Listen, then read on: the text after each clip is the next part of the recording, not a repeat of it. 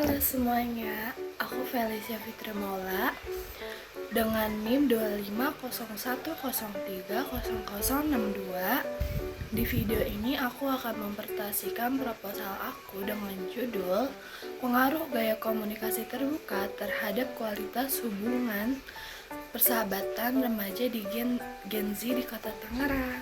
Di sini ada pengertian komunikasi. Apa sih komunikasi? Komunikasi itu merupakan proses penyampaian pesan dari seseorang kepada orang lain dengan tujuan untuk menyampaikan informasi, gagasan maupun perasaan sehingga pesan tersebut dapat dipahami dan memengaruhi sikap atau perilaku penerimanya dalam kehidupan sosial. Berikutnya ada jenis-jenis komunikasi.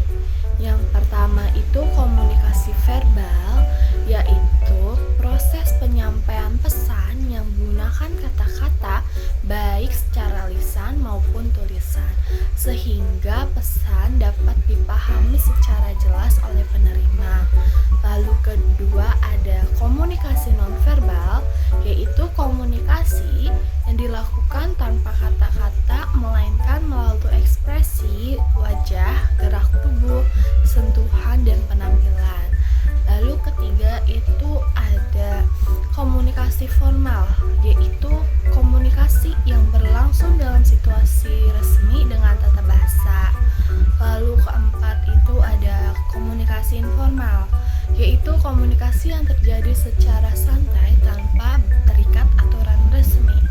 Lalu kelima itu ada komunikasi langsung, yaitu komunikasi yang dilakukan secara tatap muka. Lalu yang terakhir itu ada komunikasi tidak langsung, yaitu komunikasi yang berlangsung dengan menggunakan media. Lalu ada pola komunikasi. Pola komunikasi itu merupakan bentuk interaksi sosial yang bersifat dinamis dan berlangsung secara dua arah, di mana setiap individu berperan sebagai pengirim sekaligus penerima pesan. Pola komunikasi ini ditandai dengan adanya pertukaran informasi, gagasan, dan perasaan yang dilakukan secara terus-menerus dengan tujuan mencapai kesamaan makna antara pihak-pihak yang berkomunikasi. Berikutnya ada komunikasi terbuka. Komunikasi terbuka adalah bentuk komunikasi yang ditandai dengan kejujuran, transparansi, serta kesediaan untuk saling mendengarkan dan menerima perbedaan, sehingga setiap individu merasa aman dan nyaman dalam mengungkapkan perasaan serta pendapat tanpa takut dihakimi. Di sini ada komunikasi terbuka dalam persahabatan Gen Z.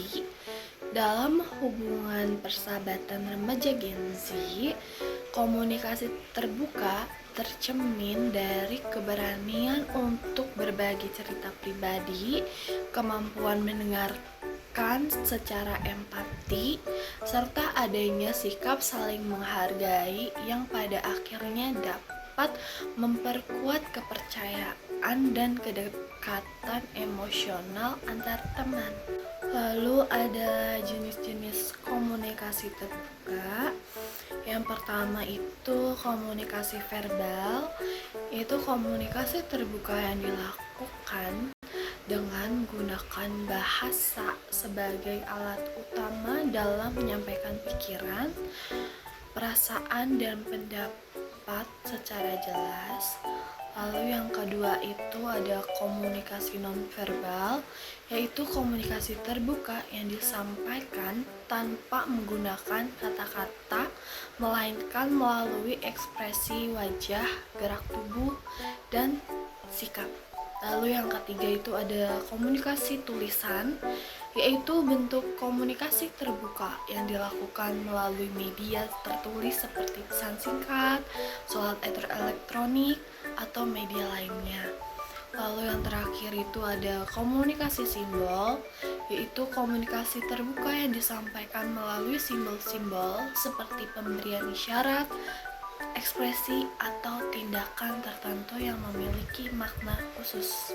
Berikutnya yang terakhir itu ada kesimpulan. Berdasarkan kajian yang dilakukan, dapat disimpulkan bahwa gaya komunikasi terbuka memiliki peran penting dalam meningkatkan kualitas hubungan persahabatan remaja Gen Z karena mampu membangun rasa saling percaya, mengurangi konflik, serta menciptakan hubungan yang lebih sehat dan suportif. Oke, sekian presentasi dari saya.